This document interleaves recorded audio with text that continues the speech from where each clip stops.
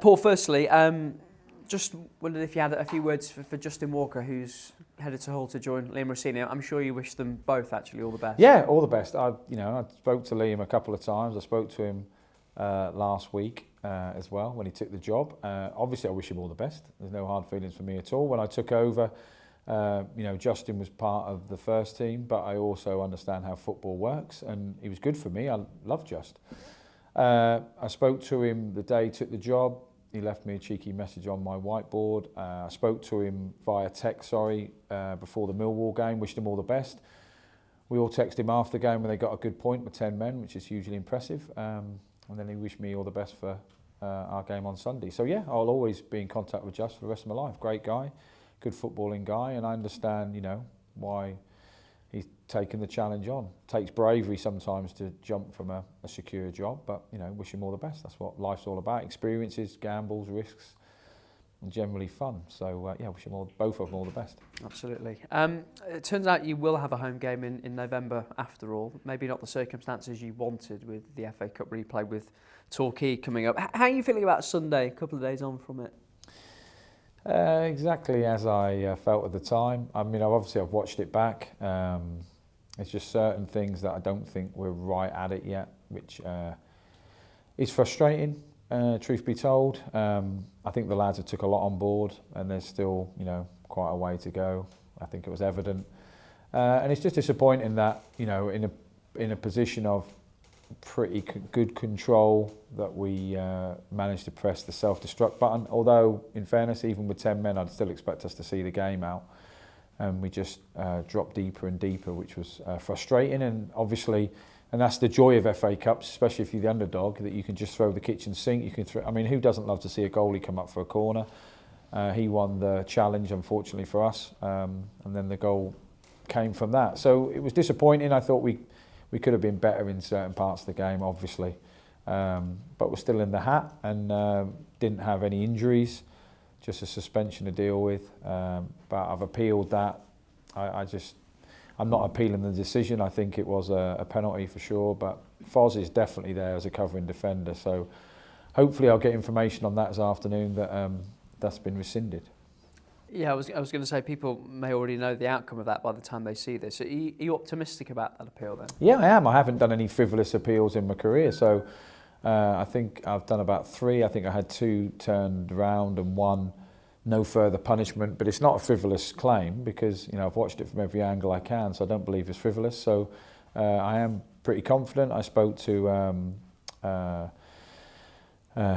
Premier League ref, who I know really well, who suggested that I should appeal, in his opinion. And it's all about opinions. I know the people who look at it back might disagree with me, and obviously I have a bias, but I do understand the rules, and to me it looks like there's a covering defender, so it's a yellow for sure. You go from one cup competition to another this week, and from Plainmoor to Anfield. How do you approach Wednesday night?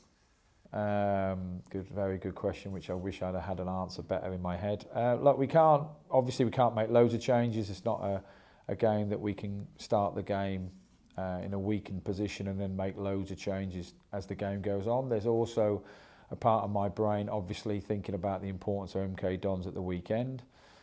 Need to get through injury free. We need to put a good performance on. Loads of people travelling. It's a good game for the lads to play in, an occasion as such, but it's only an occasion if you perform. There's no occasion if you go and get a good crack in, that is for sure. So I know Liverpool at Anfield, I had the fortune of playing in the FA Cup there, and I know what it meant to my family watching me play there, and it definitely got an extra 10% out of me. So I'm hopeful that it will get an extra 10% out of our players, and when we get any opportunities to hurt them, we have to take them. And I think to get any result against one of the best teams in Europe, I appreciate he's making changes, hopefully. Everything has to go right for you, doesn't it? When you have the opportunities for a counter-attack, for example, you have to make the best decisions, and only if everything's right do you win in them sort of games.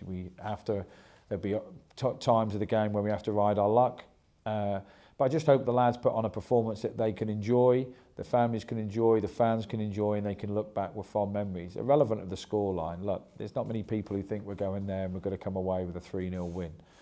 But hopefully the performance will allow us to give us a chance to win a game. You mentioned your experience and what it meant to your family, and Corey Smith was sitting there earlier and talking about how excited his little boys are to see Dad It's play. like he's playing real football, isn't it? That's how his kids will say. Are there many places that everybody gets excited for the way they clearly do about Anfield? Yeah, certain grounds. I think Old Trafford definitely carries that. Old Trafford, Anfield. I think what's really popular with the group now is Arsenal and Tottenham, I think. Because I spoke to the lads prior to the FA Cup game and said, look, you don't know, but this could be the cup run that you win 2 or 3 games, 2 games or whatever, and you get to play in the ground that you've always wanted to play in. So what would be your ground? And I go around the room and saying, look, you might not have any opportunities in your career. You might, go through your whole career as a Man United fan, don't get to play at Old Trafford. So that's why cup runs are so important to players and players' families. But I think Anfield is something else, really. And I'm not saying it's going to be a big European night, but I know we're taking a good following. I know, the discounted tickets. I know that Liverpool, fans will turn up in plenty. So it's just a great life experience. I'd much rather play than manage. I had the joy of managing at Etihad at a 7-0 cracking. So I know a technical area in a big ground is a tough place to be at times, but I have full confidence in this group that will compete and like I said, make memories. For me, when I played at Liverpool, I remember I asked to swap shirts in the old day. I never ever asked in my whole career to swap a shirt. Let me just put that out there. It weren't really me. But I sort of spoke to Jamie Carragher and he said I could have it, but I didn't get it. So I told my mum, and my mum, it's a good story this actually, my mum the next day phoned up the football club, got through to the kit man who kindly got it signed and it got sent over. So I think sometimes like some football clubs like elevate themselves above class. I'll always remember that. I mean, it's in my loft now. I haven't got it displayed or anything, but I've still got it. And how much are you looking forward to going up against Jurgen Klopp? You've talked before about your admiration for him. I mean, I've got utmost respect for him. I can't say looking forward to it. That isn't probably the right way to look at it. I'm not like, it's going to be a great day out. I am, I think, I haven't given it too much thought because I'm still licking my wounds from the weekend and I've got MK and, there's just loads going on. So I want to say looking forward to it. I think when I get there, it will feel surreal. That's probably the best way to put it. I remember standing beside Pep and I've stood beside many great managers who have achieved many great things. So it'll be an honour to stand beside him. It will be a bigger honour to shake his hand at the end if the lads have performed really well, and that's my full focus really. And your shirts, just finally, will look a little bit different for the rest of the season. The NSPCC announced as the club's main sponsor for the rest of the year. Just give me your thoughts, your reaction to that. Well, a little bit to the story that I told you about Liverpool and what they did for my mum and me years ago, in the same way that, look, it's a commercial world we live in. I appreciate every penny's a prisoner.